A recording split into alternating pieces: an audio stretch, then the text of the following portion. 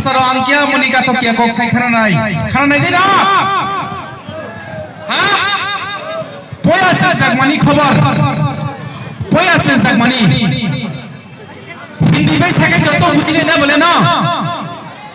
चलो मैं हिंदी से बात करता हूँ ऐसा होता है ड्यूटी जाने के दौरान ये सीआरपी भाई और टीएसआर भाई लोग तो सबको समझता है शायद आप लोगों ने ये कहानी सुना भी होगा जब ड्यूटी में निकलता है जंगल से जरियों से गुजरना पड़ता है तो पकड़ लीजिए ये एक जंगल है बोलो जाबरा बुथु और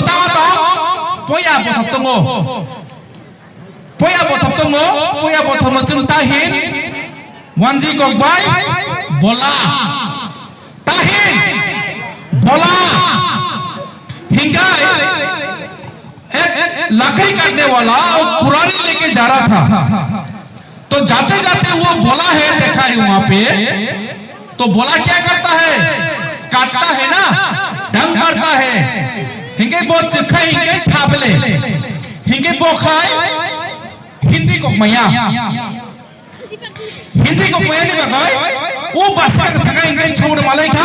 आगे जाके किसको मिला ड्यूटी करते हुए आसाम राइफल जवान को मिला है